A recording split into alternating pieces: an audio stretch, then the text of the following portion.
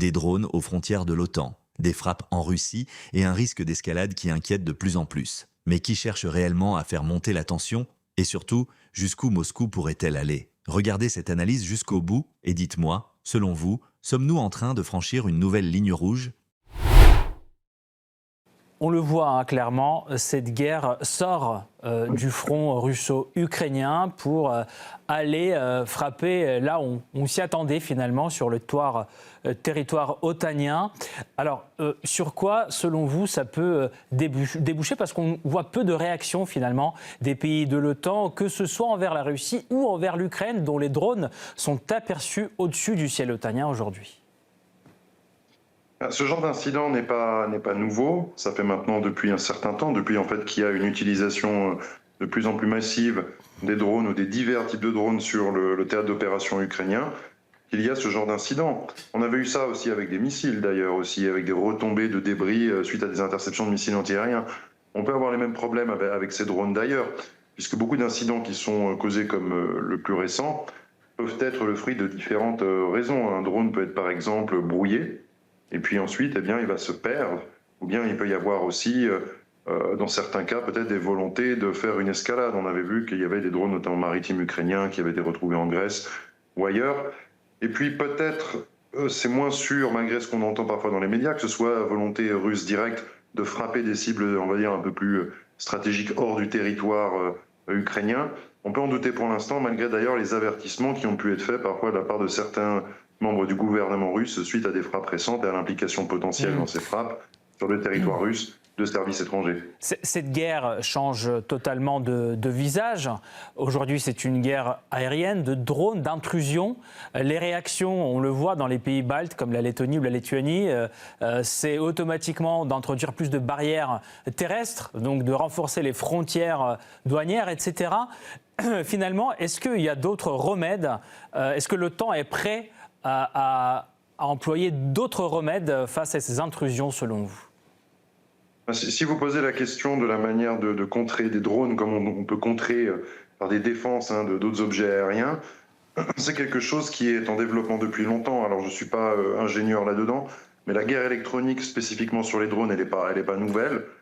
Mais avec ces dernières années, les 2 à 3 dernières années sur le théâtre d'opération ukrainien, peut-être sûrement les 2 années écoulées ou 2 années et demie, l'utilisation des drones et de chaque côté aussi, on peut dire ukrainien, OTAN ou russe, le développement de contre-mesures électroniques, c'est pas statique, ça se développe tout le temps puisqu'il y a différentes fréquences qui peuvent être utilisées par des drones. Vous avez aussi différents brouilleurs qui peuvent évoluer et autres techniques.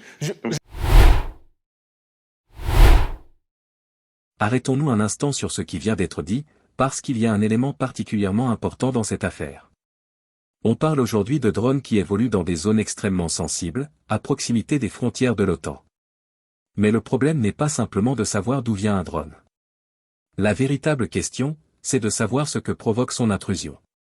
Comme l'explique l'intervenant, un drone peut être brouillé, perdre sa trajectoire ou être dévié. Cela signifie qu'un incident qui ressemble immédiatement à une attaque volontaire peut parfois avoir une autre explication.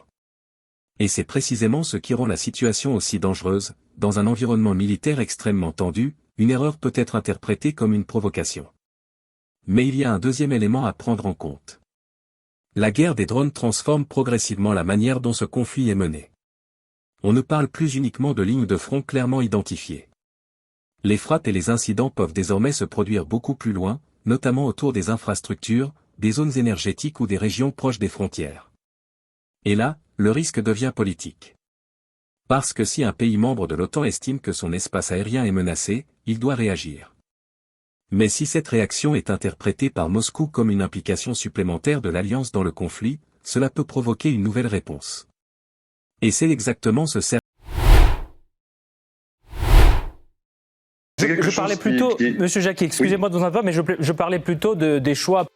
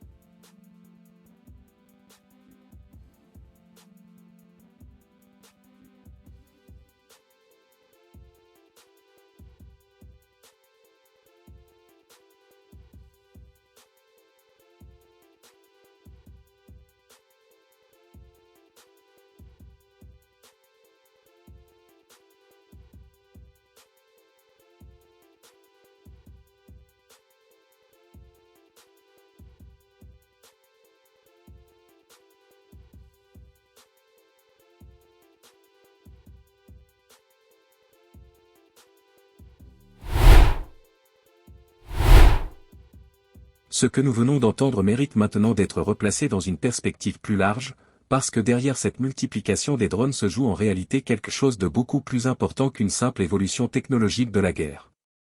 Le premier élément à retenir, c'est que la frontière entre le front et l'arrière est progressivement en train de disparaître. Pendant longtemps, lorsqu'on parlait de la guerre en Ukraine, on imaginait principalement une ligne de contact relativement identifiable. Mais les drones changent cette logique. Ils permettent de frapper beaucoup plus loin, de surveiller, de tester les défenses adverses et parfois de provoquer des incidents dans des zones qui ne sont pas directement situées sur le champ de bataille. Et c'est précisément là que la situation devient extrêmement sensible. Parce qu'un incident aérien à proximité d'une frontière de l'OTAN n'a pas la même portée politique qu'un incident qui se produit au cœur du territoire ukrainien. L'intervenant rappelle d'ailleurs que certains incidents peuvent avoir plusieurs explications, brouillage électronique, perte de contrôle, déviation de trajectoire ou, dans certains cas, volonté délibérée d'escalade. Cela signifie qu'il faut être extrêmement prudent avant de tirer une conclusion définitive sur l'origine ou l'intention d'un drone. Mais paradoxalement, cette incertitude rend la situation encore plus dangereuse. Pourquoi ? Conflit. C'est là que commence le véritable risque d'escalade. Deuxième élément, la question des technologies occidentales. Dans la séquence, il est question d'un drone produit en Grande-Bretagne et utilisé par l'Ukraine pour frapper le territoire russe, avec des composants permettant d'en déterminer l'origine. Ce point est politiquement beaucoup plus sensible qu'il n'y paraît. Car lorsqu'un pays fournit des armes, des composants qui peut provoquer une réaction. L'intervenant évoque d'ailleurs la possibilité que la Russie ne se limite plus à des protestations diplomatiques et puisse, à un moment donné, envisager des mesures en réponse. Mais il souligne également le danger d'une réponse, en miroir, parce qu'elle pourrait conduire à une escalade de moins en moins contrôlée. Et c'est probablement le cœur du problème. Chaque camp peut considérer sa propre action comme défensive ou comme une réaction, la guerre électronique. On parle énormément des drones eux-mêmes, mais le véritable champ de bataille technologique se trouve également derrière eux. Les fréquences, les systèmes de navigation, les brouilleurs, les moyens de détection et les contre-mesures évoluent en permanence. L'intervenant explique que cette compétition technologique n'est pas statique et que les capacités de guerre électronique se développent constamment. Autrement dit, la guerre des drones n'est pas simplement une guerre où l'on produit davantage de drones. C'est une guerre où chaque camp cherche en permanence à aveugler, perturber, détourner ou neutraliser les systèmes de l'autre. Et cela peut encore augmenter le risque d'incident. Un drone peut être détecté. Un système peut tenter de le brouiller. Le drone peut perdre son signal. Il peut changer de trajectoire. Il peut être interprété comme une menace. Et quelques minutes plus tard, un événement qui n'était peut-être pas prévu initialement peut devenir un incident militaire et diplomatique. Quatrième élément, la géographie. L'intervenant insiste sur la sensibilité particulière de certaines régions proches des frontières de l'OTAN, notamment autour de la Roumanie, de la Moldavie, de la Transnistrie, de l'Ukraine et des pays baltes. Pourquoi est-ce important ?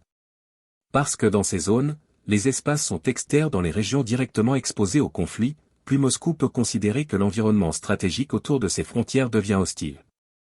Et parallèlement, la Russie cherche elle aussi à développer ses propres capacités de drone et de guerre électronique. Nous sommes donc face à une véritable course technologique. Le problème n'est pas nécessairement qu'un des camps souhaite provoquer une guerre directe avec l'autre.